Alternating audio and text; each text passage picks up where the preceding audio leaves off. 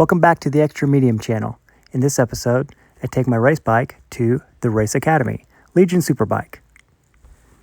With the race bike loaded in my truck the night before, I start my morning at 4 a.m.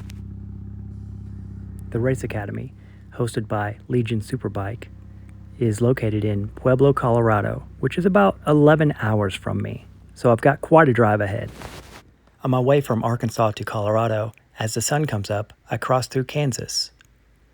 The bike is staying exactly where I put it. If you want to see how I built the caddy to hold the bike so steady, check out my last video.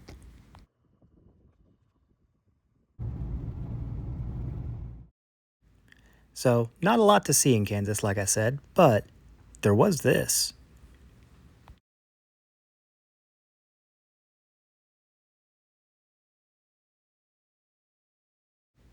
As I crossed the border into Colorado, I could see the rain right ahead.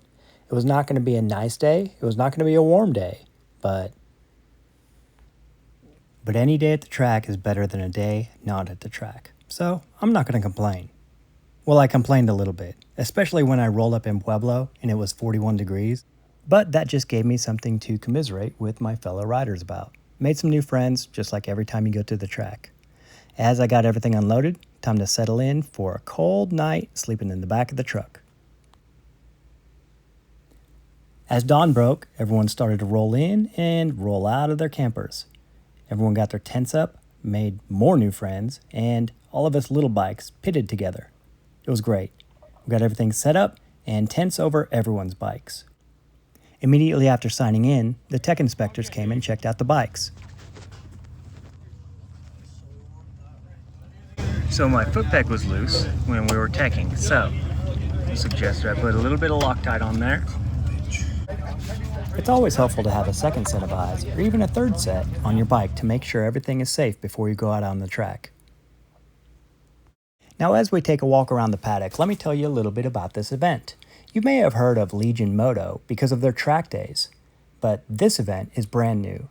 This event involves over 14 hours of instruction from multiple instructors at multiple levels of racing and riding.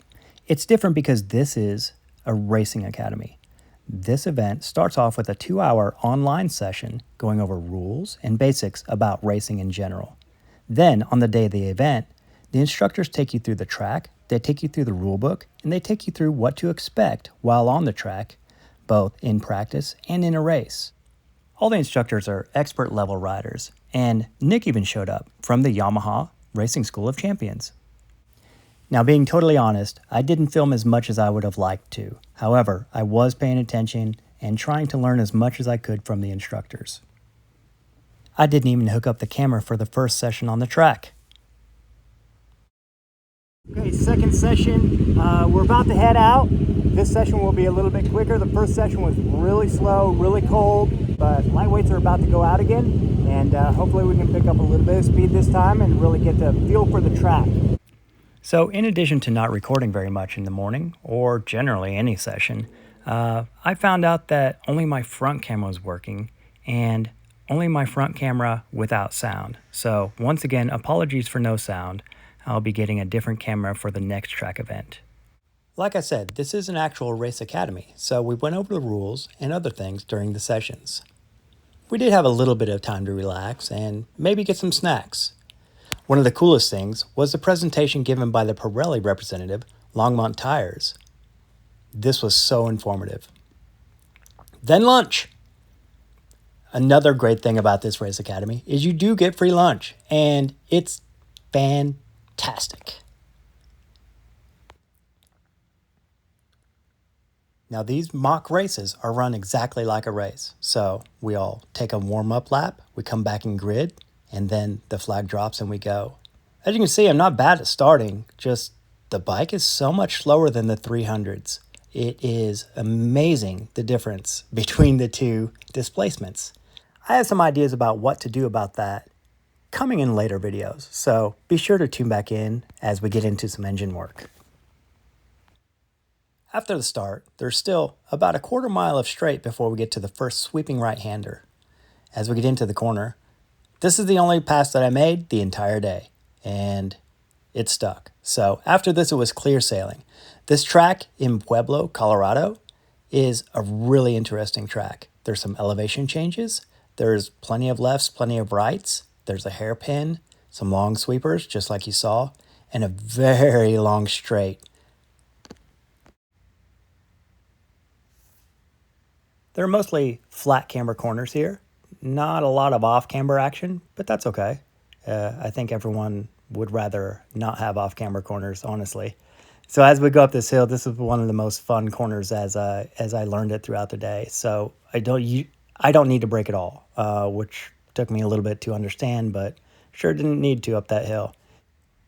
Then we get into the left-hander hairpin. So as we learned throughout the day, this is not where you're going to win the race, but it may be where you could lose it. So going as quickly as you can while still going stupidly slow on the slowest corner is something I tried to practice throughout the day.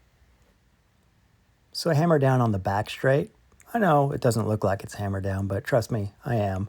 All the way down to the last two 90-degree corners.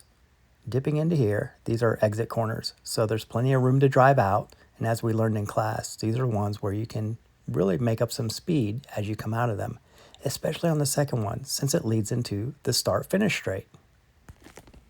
After everyone passed their physical test by completing the mock races, we took our written tests, and then it was time for the ceremony. Everyone that attended and passed the tests got a certificate of completion and the opportunity to have your race license with a small fee.